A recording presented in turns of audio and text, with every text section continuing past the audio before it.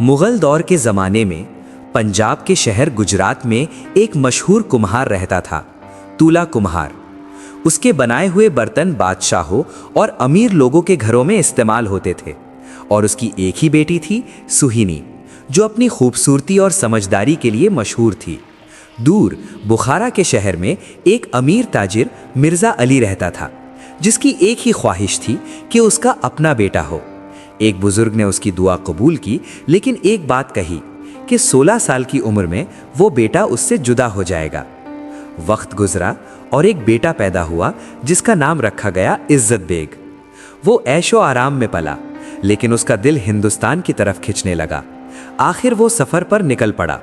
दिल्ली से गुजरता हुआ वो गुजरात के शहर पहुंचा, जो रावी और चिनाब के संगम पर था। वहीं उसने सुहिनी के बारे में सुना। देखे बगैर ही वो उससे मोहब्बत कर बैठा, और जब दोनों की नजरें मिली तो मोहब्बत तकदीर बन गई।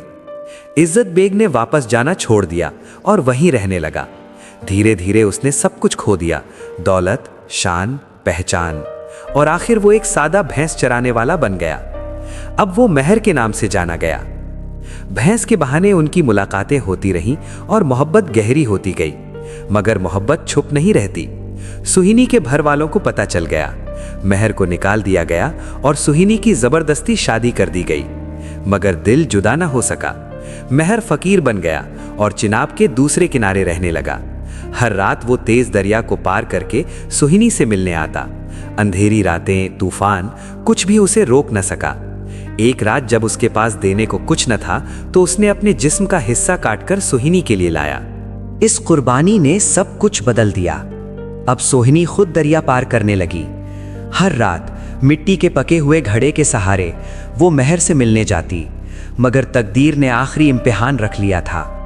एक रात उसके घर वालों ने घड़ा बदल दिया और कच्चे घड़े को उसकी जगह रख दिया।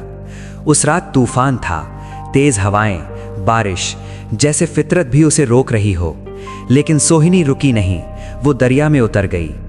बीच दरिया में घड़ा टूट गया। वो डूबने लगी और पुकारने लगी, मेहर, मेहर।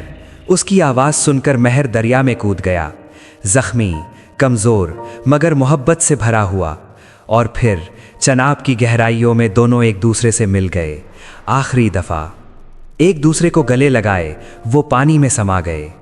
ये सिर्फ मोहब्बत की कहानी नहीं, ये कुर्बानी है, ईमान है, और एक ऐसी मोहब्बत जो मौत के बाद भी जिंदा रही। मोहब्बत जो जिंदगी से आगे निकल गई।